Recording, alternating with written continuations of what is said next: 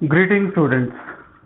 So we have already discussed about what is atom, what is molecule, atomic mass, symbols of different atoms of elements, and how we can calculate the molecular mass. So in this module we will discuss about the ions. So most of you are already aware about the term ion. Ions mean क्या होता है, जिसके ऊपर क्या होता है, कुछ ना कुछ चार्ज होता है, either it is positive charge or negative charge.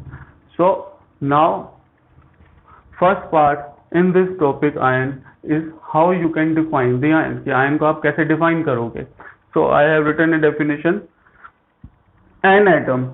तो ion क्या हो सकता है, किसी के ऊपर पॉजिटिव चार्ज है, नेगेटिव चार्ज है, वो किसके ऊपर हो सकता है, एक सिंगल एटम के ऊपर हो सकता है. और ग्रुप ऑफ एटम्स, कि जरूरी नहीं है हर बार एक ही एटम के ऊपर चार्ज होगा, ग्रुप ऑफ एटम के ऊपर भी हो सकता है. So definition for ion is an atom or group of atoms which carries positive or negative charge is called ion. कि मतलब कोई भी एक एटम है या ग्रुप ऑफ एटम है, उसके ऊपर कोई चार्ज है तो उसको हम क्या बोलते हैं, आयन. और जिसके ऊपर कोई चार्ज नहीं होता, the term is called neutral. If any species does not contain either positive charge or negative charge, कि कोई भी एटम है, एलिमेंट है, कंपाउंड है, मतलब जो भी सब्सटेंस है उसके ऊपर अगर कोई भी चार्ज नहीं है, neither the positive nor the negative, then it is called neutral species. उसके ऊपर कोई चार्ज नहीं है तो न्यूट्रल बुलाते हैं उसको हम. पॉजिटिव नेगेटिव चार्ज है, the general term is it is a ion. So atom or group of atom which carries positive or negative charge is called ion. So two terms you are already aware. किसी के ऊपर या तो positive charge होगा या negative charge होगा या नहीं होगा. तो positive charge ion is called cation and negative charge ion is called anion, and which does not carry any charge either positive or negative is called neutral. So positive charge ion is called cation, negative charge ion is called anion. Now based upon this an atom or group of atom, अगर एक ही atom है तो कौन सा ion बुलाएंगे, दो से दो, तीन, चार, पांच, इस तरह से उसके अंदर अगर एटम है तो उसको क्या बुलाएंगे. तो generally we classify them into two category. First is mono atomic ion, as the name suggest mono mean one. So ऐसा आयन जिसके अंदर क्या हो, सिंगल एटम हो. तो I have written few of the example. Na plus mean sodium ion, Cl minus chloride ion, K plus potassium ion. Second is polyatomic ion, दो या दो से ज्यादा आयन होते हैं, दो होगा तो divalent, trivalent, tetravalent, but generally we consider them under the category of polyvalent ion, कि जिसमें एक से ज्यादा आपके क्या प्रेजेंट होंगे, एटम प्रेजेंट होंगे डिफरेंट एलिमेंट के. Be careful, note the number, एक से ज्यादा एटम होंगे डिफरेंट एलिमेंट के. So ion consist of group of atom, for example NH4 plus which is ammonium ion, CO3 minus which is carbonate ion. So एक के ऊपर positive charge वाला example लिखा है मैंने, एक नेगेटिव चार्ज वाला एग्जांपल लिखा है. How it is polyatomic, how many nitrogen and hydrogen, first criteria is दो एटम होने चाहिए डिफरेंट एलिमेंट के, दो से ज्यादा भी हो सकते हैं. तो nitrogen different element, hydrogen different element, NH4 plus, CO3 2 minus. तो carbon and oxygen are different element और दोनों मिलके क्या बना रहे हैं, carbonate ion. So I hope this definition term is clear to everyone. Positive charge is called cation, negative charge is called anion. Next is few of the points related to the term ion. Ion के ऊपर जितना भी charge होता है वो उतने ही दूसरे element opposite charge के साथ वो क्या करता है, रिएक्ट करता है. So all of you are aware कि positive charge and negative charge, they are the opposite charge, so they will attract each other.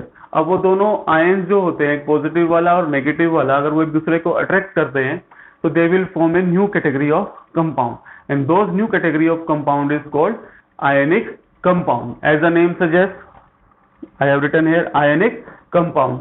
Compound जिसके अंदर क्या प्रेजेंट होंगे, आपके आयन. अब आयन के ऊपर क्या चार्ज होगा, पॉजिटिव चार्ज और नेगेटिव चार्ज, और पॉजिटिव नेगेटिव एक दूसरे को क्या करते हैं, अट्रैक्ट करते हैं. By attracting due to the opposite charge they will form a new type of compound, और जिस कंपाउंड को हम क्या बोलेंगे, आयनिक कंपाउंड, जिसमें कंस्टिट्यूटिंग एलिमेंट्स क्या होते हैं, आयन होते हैं. एक पॉजिटिव होगा, नेगेटिव होगा. सो अब कोई भी आयन है, अब जैसे for example Cl, sodium plus, Cl minus, NH4 plus, CO3 2 minus. तो हर एक के ऊपर एक चार्ज लिखा हुआ है। यहाँ पे कितना है, कुछ नहीं लिखा, तो मतलब क्या है, +1 -1 +1। अमोनियम आयन +1, सी है कार्बोनेट आयन, CO3 2 माइनस। तो इनके ऊपर जो चार्ज लिखा होता है उसको हम दूसरी टर्म में क्या बुलाते हैं, specifically it is called oxidation state, but that we will discuss in the higher classes की ऑक्सीडेशन स्टेट वगैरह क्या होती है। So but in this we will discuss about the simplest term of all which is called valency, कि कोई भी element है उसकी कंबाइनिंग कैपेसिटी क्या है, कि वो कितनों के साथ कंबाइन करेगा। All of you are aware about the formula of common salt, as you can see here sodium chloride. In the formula of sodium chloride you will find 1 sodium and 1 chlorine. तो इसका मतलब क्या है कि sodium की capacity क्या है, वो एक क्लोरीन के साथ एक के साथ क्या करेगा, बॉन्ड बनाएगा, और क्लोरीन की कैपेसिटी क्या है, वो एक सोडियम के साथ बॉन्ड बनाएगा। मतलब valency in simplest term is called combining capacity of an element. कि मतलब let assume we have a element, और उसके अंदर क्या है, ये दो उसकी आर्म्स है। एक एलिमेंट है, उसकी 2 आर्म है, 2 आर्म है, तो सामने वाला एलिमेंट जिसकी 2 आर्म होगी उनके साथ वो क्या करेगा, कंबाइन करेगा। क्लियर। तो यही इस तरह से हो गया कि इस जो फर्स्ट एलिमेंट है उस फर्स्ट एलिमेंट की 2 आर्म है, मतलब उसकी कंबाइनिंग कैपेसिटी क्या है, 2। तो वो सामने से एक 2 वाला आया, उसके साथ वो क्या करेगा, कंबाइन करेगा और क्या बना लेगा, एक नया कंपाउंड बना लेगा। तो सिमिलर टू दिस, अगर मान लो एक ही आर्म है, इसकी भी एक ही आर्म है, तो वो क्या कर रहे हैं, कंबाइनिंग कैपेसिटी क्या है, 1। 3 है तो सामने वाला मान लो 3 वाला आ जाता है, बट बी केयरफुल, प्लस और माइनस अपोजिट चार्ज होने चाहिए, तो वो 3 वाला क्या करेगा, उसके साथ कंबाइन कर लेगा। तो होल्डिंग कैपेसिटी और combining capacity of element is called valency. Other definition for valency is the unit of positive and negative charge on the ion. अभी हम यहाँ पे next we will discuss the number of positive charge ion और negative charge ion. तो positive charge ion के ऊपर जो charge लिखा हुआ है, +1 है, +2 है, +3 है, that is also can be considered as valency. The unit of positive and negative charge on the ion. Similar to this, ions is compound which consists of positive and negative charge ion are called ionic compound. और positive or negative charge ion से मिलके क्या बना, ionic compound. तो positive or negative क्या करेंगे, they will attract each other, and by attracting each other they will form a new type of bond.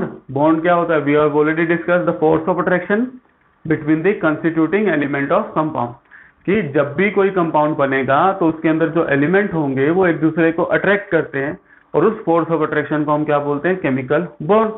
Ionic compound के अंदर कौन सा फोर्स ऑफ अट्रैक्शन है, opposite charge ion attracting each other, तो उसको हम क्या बोल देते हैं, ionic bond. So compound which consist of positive and negative ion and opposite charge ion attract each other and form a chemical bond which is called ionic bond. और one of the hint कि आपको पता लगाना है कि जैसे for example मैंने अगर यहाँ पे कोई एक फॉर्मूला लिख दिया, let assume magnesium chloride, by looking at the chemical formula can we find out whether the compound is ionic और अदर कैटेगरी ऑफ कंपाउंड। तो simplest way to find out whether a substance, this is just a hint by looking at the formula, but to use this hint you should know about which is metal, which is non-metal. So ionic compound जो है it is generally made between metal and non-metal. जब metal और non-metal आपस में combine करते हैं तो generally it form ionic bond और compound is called ionic compound. तो मान लो अगर आपको 3-4 एग्जाम्पल मिल जाते हैं, for example magnesium chloride, calcium chloride, magnesium chloride, calcium chloride, methane. So I have written 3 examples here. And question can be like, identify the ionic compounds on this. So hint we can use to find out whether a substance is ionic or not.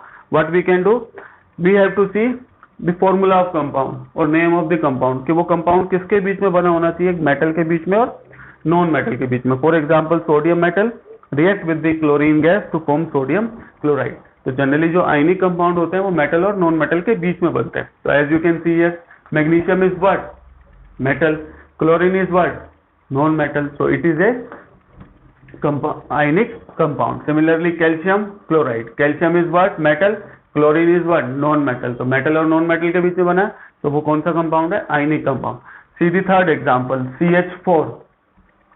Carbon is what, non metal, hydrogen is what, non metal. तो bonding यहाँ पे किसके बीच में हुई है, non metal और non metal के बीच में। तो मैंने क्या बताया अभी, आयनिक कंपाउंड किसके बीच में बनेगा, मेटल और नॉन मेटल के बीच में। So methane is not a ionic compound. So this is the hint to find out whether a substance is ionic or not. So I hope this basic introduction is clear to everyone. Now I am writing few of the important cations that you will be using during the 9th class or even during the 10th class to write the chemical reaction. In the starting of this chapter, I I have written the few of the formula in the law of conservation of mass. तो मुझे कैसे पता चला कि उसका formula यही है? So by using, first you have to learn this important cation and their symbol, important anion and their symbol. Then we will discuss by using these cation and negative charge ion symbols to write the chemical formula, कि हम लिखेंगे कैसे उसको. So first is common cations. I am only writing few of the common cations that we will be using during the next during this chapter or even during the next year in the 10th class. So monovalent cation. So name suggests monovalent cation. Valent mean valency, mono mean one. ऐसे cation, ऐसे positive charge के ion जिसकी valency क्या होगी, 1, मतलब वो एक ही के साथ क्या कर सकते हैं, कंबाइन करते हैं. So if I am saying hydrogen, I am not saying hydrogen atom because I am writing the common cation. So I am not writing again hydrogen ion, sodium ion, potassium ion, silver ion, copper ion, gold ion, ammonium ion. So I have written the names. You have to write along with this ion, or you can write here name of the ion. So एक ही बार लिख दोगे तो sufficient है. So hydrogen ion. The symbol of hydrogen ion is, be careful about writing the symbol. H is the symbol of hydrogen, और plus ऊपर मैंने लिखना है ऊपर की तरफ. Similarly सोडियम Na प्लस, सामने नहीं लिखना है. Both maximum number of time student make this mistake. Na plus, Na लिख के प्लस सामने लिख देते, सामने नहीं लिखना है, थोड़ा सा ऊपर की तरफ लिखना है. ठीक है. तो hydrogen ion, sodium ion. Next is potassium ion. The symbol for potassium is K. Symbol for potassium is K. And plus K plus silver Ag plus, because the symbol of silver is Ag. Next is copper. If you can see carefully, copper bracket Roman numerical 1. So copper लिखा हुआ है bracket में, Roman numerical में 1 लिखा हुआ है. तो उसका मतलब क्या है कि कॉपर का कौन सा आयन है जिसके ऊपर कितना चार्ज है, 1 unit positive charge. It is also called cuprous, CuProus. Similarly gold, Roman numerical 1. The symbol of gold is Au. The charge on gold is Au plus, because it is written in the Roman numerical in the bracket. Next is ammonium ion. Ammonium ion is polyatomic cation, NH4 plus. So I hope this monovalent cation is clear to everyone. Hydrogen H ion, sodium Na plus, potassium K plus, silver Ag plus, copper which is also called cuprous Cu plus, gold Au plus, ammonium NH4 plus. Similarly the divalent cation जिसके ऊपर कितना charge होगा, 2 unit positive charge. तो first is magnesium. So what is the symbol of magnesium? Mg, and the charge is Mg2 plus. Similarly calcium, the symbol is Ca and the charge is 2 plus. Similarly barium, symbol is Ba and the charge is Ba2 plus. Similarly, why there is need to write in Roman numerical in case of copper? Because copper exists in 2 form. एक copper 1 होता है, एक copper 2 होता है. copper 1 को क्या बुलाते हैं, cuprous, and copper 2 is called cupric. तो रोमन न्यूमेरिकल में ब्रैकेट में क्या लिखा है, 2. तो कौन से की बात कर रहे हैं, copper 2 plus. Similarly iron exists in 2 form, +2 and +3. +2, symbol of iron is Fe2 plus, and it is called ferrous, FeRrous. Similarly zinc 2 plus, cobalt CO2 plus. So iron, zinc, cobalt. Be careful while writing the symbol of cobalt. C is capital, O is small. अगर और capital कर दोगे तो कुछ और बन जाएगा. And all of you are aware कि क्या बन जाएगा if I am writing CO. What is the name of this substance? Carbon monoxide. Similarly aluminium ion, what I have written trivalent mean इसके ऊपर कितना चार्ज होगा 3 यूनिट पॉजिटिव चार्ज. तो symbol of aluminium ion Al, the charge is 3 plus. Chromium Cr, charge is 3 plus. Iron 3, which is called ferric, which is Fe 3 plus. Gold Au 3 plus. तो generally जिनके साथ आपको bracket में Roman numerical मिलेगा ना, means उसका कोई ना कोई दूसरी फॉर्म भी एग्जिस्ट करती है नेचर के अंदर. So to learn how to write the chemical formula, you should first learn these common cations and anions. So in this module I have written about the common cation. In the next video I will write the common anions कि negative charge वाले ions कौन कौन से होते हैं. So first you have to learn these symbols, then you will be able to write the chemical formula. So start learning by like this manner कि 1 unit positive charge वाले कौन से होते हैं, 2 unit positive charge वाले कौन से होते हैं और 3 वाले कौन से होते हैं. So that's how you can easily learn this. So you can again write again and again and again by this writing method. You can also learn. You can practice with your classmates or you can practice with your siblings. जो घर पे आपके कोई भी अगर आपकी help कर सकता है तो आपसे कोई भी ऐसे पूछ सकता है कि what is the symbol of copper cuprous ion, what is the symbol of aluminium ion, what is the symbol of potassium ion, what is the symbol of magnesium ion. So that's how you can learn this important ion. इन दी एक बार आपको थोड़ा सा इसमें थोड़ी सी practice करनी पड़ेगी, then you will be able to learn them forever. धीरे धीरे आप यूज करोगे, you will be familiar with this. So in the next module I will discuss with the negative charge ion. So I hope everything is clear related to the ion. What is their definition, cation, anion, what is valency, what is ionic compound. This valency topic will again come in the chapter number 4, how we can calculate the valency of a particular element. So that we will discuss in the chapter number 4, structure of atom. So I hope these symbols are clear to everyone. If you still have any doubt related to any of the symbols or definition, you can ask in the comment section. Now you can take the screenshot and can write in your fair notebook. So thank you students.